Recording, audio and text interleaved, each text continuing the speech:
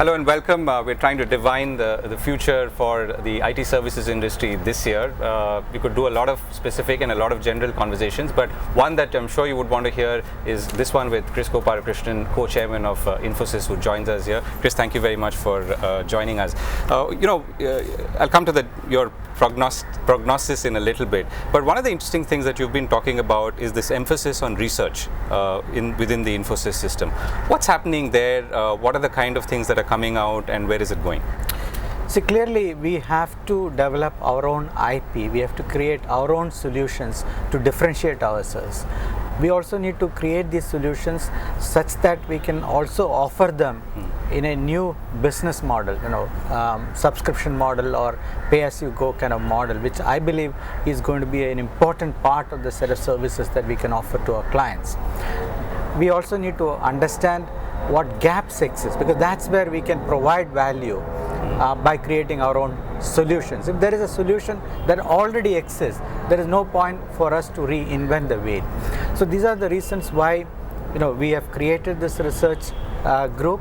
Traditionally, our research was focused purely on technology. Now the research is focused on marrying technology with business to create solutions, unique solutions for our clients. And we believe this is a very important part of how we will provide value to our clients in the future. So any interesting examples that you can share with us, even without names perhaps? So the mobile money application that we have created, and the whole area of mobility is ripe for applications like this.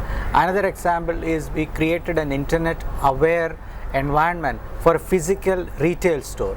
Normally you have to go to an online store to get that kind of experience, where if you go and browse a particular page, you know how much time you spend on that page. Did you pick up or click on a product and put it back? Did you put it on your basket? The website gets all that data, but in a physical store you get the data only when you check out. Right. What you did within the store is not available. Which all aisle you went to, did you take a product and put it back? So we created, actually through our research, a internet like physical store. We have piloted that with some of our clients, and the feedback has been extremely positive. We did it for one purpose, but where we are finding usefulness is where the manufacturer is running an advertisement campaign. They have, based on this? When they run an advertisement campaign, they need to know actually, did the display attract people? Do people pick up something, look at it, put it back and take a competitor's product? Because that's when promotion is when they need to know exactly what is happening. The second usefulness of this is how do you make product displays, right? Which products to put together? Many a time, if you find that you're picking, let's say, a shampoo, maybe conditioner is nearby. Now that is obvious, right? But if you take a cornflakes, what product should be put near so that it's catching?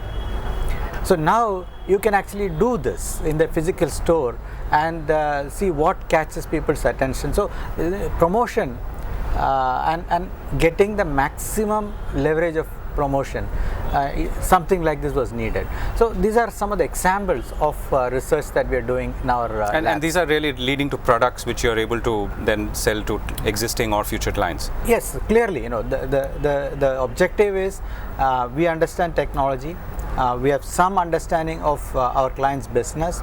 We marry this together, we create an hypothesis, take it to a customer, because they understand their business much better than us, and then co-create something new. So the idea will morph, right, as we co-create. And just now I gave you a couple of examples of how the idea morphed. They figured out how they need to use it. Another interesting example I will tell you, because we can figure out the footfalls in a store. Now one client is using it. They have large stores, large number of stores, and they are open 7/24. But in the night, they found that people typically go to one or two aisles. They don't go to the rest of the aisles. People don't go in and buy vegetables in the night. They may go in and quickly buy milk or bread.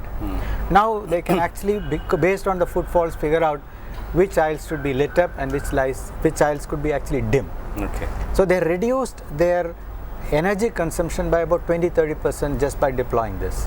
So these are wonderful examples where we co-create with our clients. We didn't think about their application, but when they saw this, they said, wow, this is something we can use. So, you're obviously a sort of pioneer in products on the financial side. I mean, you're at Finacle and so on.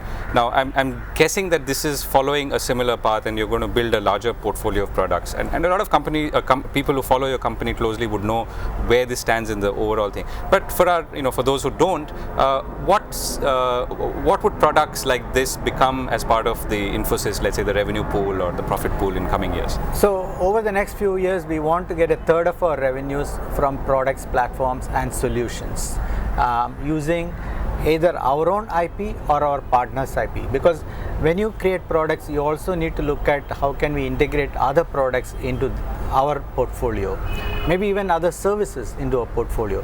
So this part of our business, what we're calling non-linear piece, should become about a third of our revenues over the next few years. So that's our goal. And right now it's probably slightly less than 10%. So we have a long way to go. Right. And what are the skill sets that will help you achieve this? As in, you've got one set of skills, but this seems to be obviously of a higher end in terms of knowledge and capability. I wouldn't call it higher end because in every skill you need to achieve excellence. You need to get to the high end. Traditionally, we have looked at software engineering skills, technology skills, project management skills, and things like that. Here, of course, you need technology, software development, but you need also understand the domain very well, the industries in which you are working. We need to understand product life cycle and how do you manage a product. We also need to understand how to deliver this as a service. Because the other interesting thing is many of these products and solutions are not going in as licensed products. Right. They are going in as services. So to the customer, it's services, but services purchased differently in a different business model. So we need to understand that business very well and how to support the client over the next 3 years, 5 years, etc. Because traditional product sale is you sell the license and then you walk away. Here, you actually don't sell the license. You sell a service and then you support the client over the next 5 years or 7 years. So very different. And again, we need to understand that business very well. Right. And so that also means that you'll become a bigger user of the cloud than ever before. Yes. And again, this is riding on the trend of the cloud. This is riding on the trend that customers want to move from CapEx to OpEx. So all that plays to this, and that's the reason why this is actually an important shift, and it could even become more than 33% or 1/3, because if adoption of these kind of services follows what happened in the consumer side, because in the consumer side clearly most of the services are delivered from the cloud, whether it's email or Facebook. Or for example, you want to store your travel itinerary so that you can get alerts, right? So you are willing to, or music or anything. You're willing to actually share your travel itinerary to an application, and then the application gives you alerts back and things like that. So these are examples of cloud-based services where you're putting your data into the cloud in return for certain services and things like that. So consumers have moved very dramatically to this kind of services. In fact, almost majority of the applications that are on the mobile devices today are based on the cloud. Whereas on the enterprise side, this move is very, very slow. But if it accelerates and let's say becomes 50% of way IT services are consumed, we need to be there. Otherwise, we lose 50% of the business.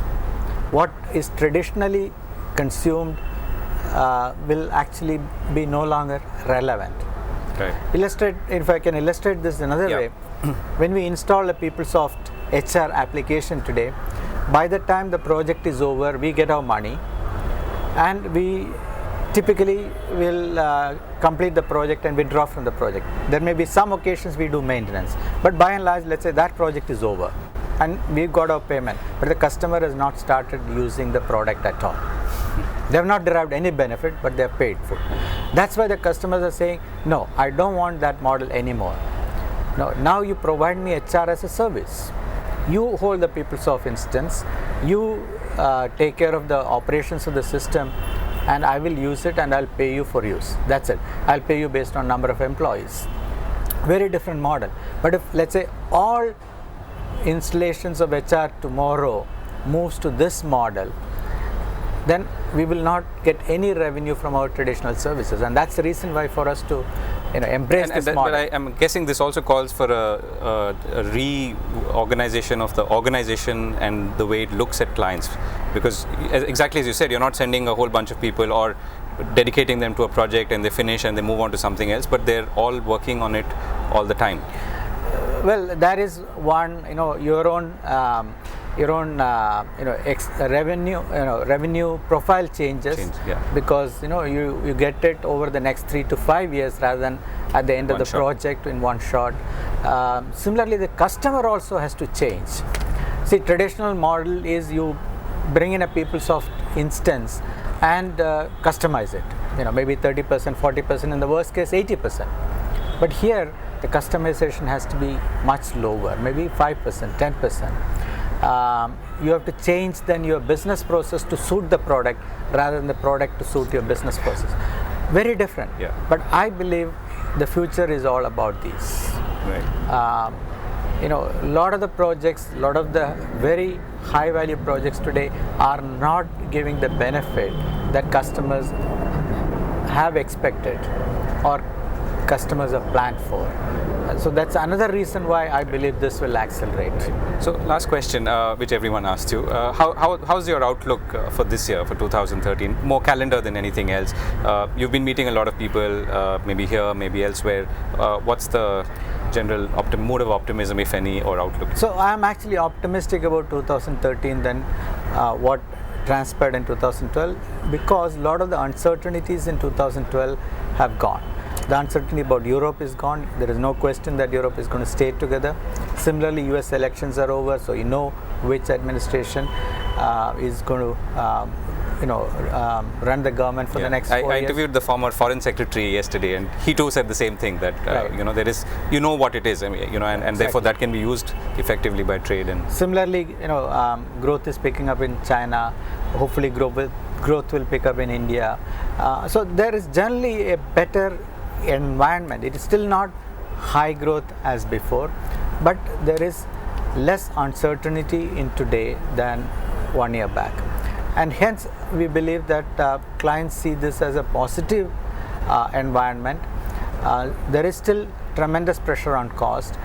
Growth is still not guaranteed, but the environment is better, and that's the reason why I'm more optimistic about 2013 than 2012. Kris, that's a very nice note to end. Thank you so much for joining us here.